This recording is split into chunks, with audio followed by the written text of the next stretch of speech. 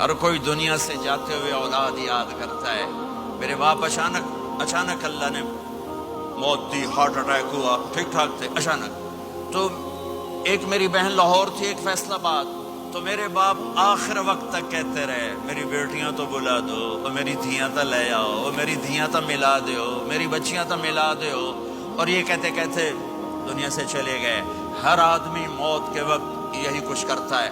میرے نبی دنیا سے جا رہے، دنیا سے جانے کا وقت ہے.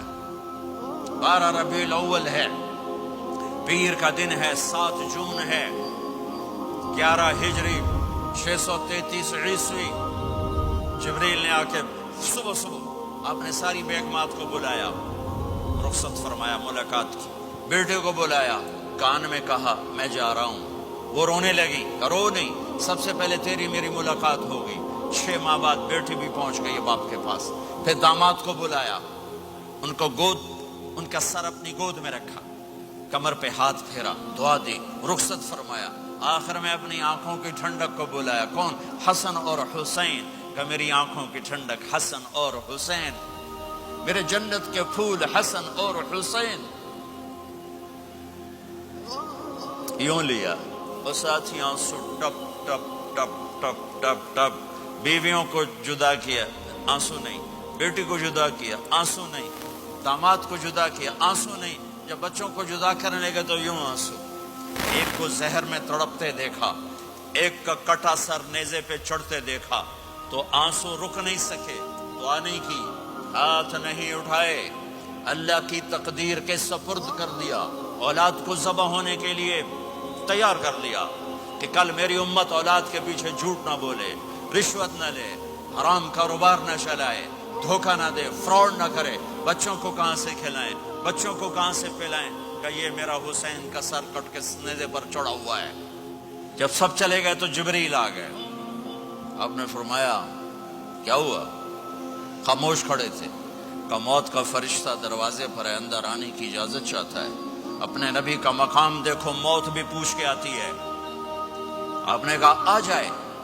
آپ کی اجازت پر ملک الموت اندر آئے. اسرائیل کا السلام علیکہ یا رسول اللہ.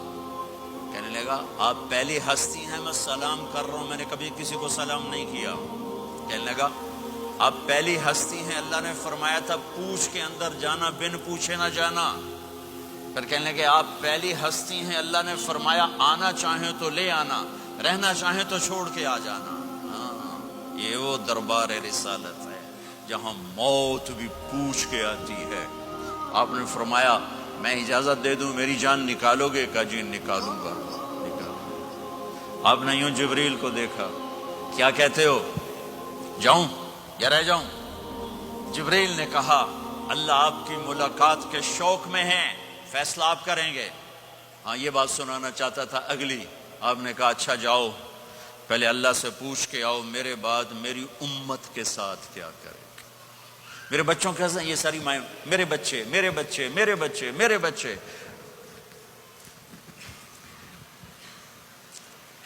میرے نبی کو تو پتا تھا کہ یہ تڑپ تڑپ کے ایک زہر میں جائے گا اور ایک کا سر کٹ کے نیزے پہ چڑھے گا. کیوں نہیں ان کے لیے ہاتھ اٹھائے؟ ہمارے لیے کیوں روئے؟ کہ جاؤ اللہ سے پوچھ کے آؤ میرے بعد میری امت کے ساتھ کیا کرے گا، میں پھر جواب دوں گا. جبریل واپس گئے، موت کا فرشتہ کھڑا ہوا ہے. جواب آیا یا رسول اللہ آپ کا رب کہہ رہے ہیں آپ کی امت کو تنہا نہیں چھوڑوں گا. مجھے میرے رب کی قسم جو سن رہا جس نے ہمیں یہاں جمع کیا ہے، سنو میری بات غور سے. اگر میرے نبی یہ سوال نہ اٹھاتے تو آج میں اور آپ بھی بندر خنزیر میں بدل چکے ہوتے. میری اور رب کی کوئی رشتہ داری نہیں ہے. اس امت نے وہ سب کچھ کر دیا جو پہلی امتوں نے کیا، لیکن کون ہے جس نے عذابوں کو روکا ہوا؟ وہ میرے نبی کے آنسو، میرے نبی کی آہیں، میرے نبی کی دعائیں، میرے نبی کی فریادیں، میرے نبی کی تڑپ، میرے نبی کا رونا، میرے نبی کا پیٹ پہ پتھر باندھنا. اس نے روک دیا. کوئی نبی جاتے ہوئے امت کے لیے نہیں رویا. واحد نبی ہیں جو جاتے ہوئے امت کے لیے روئے، میری امت میری امت میری امت.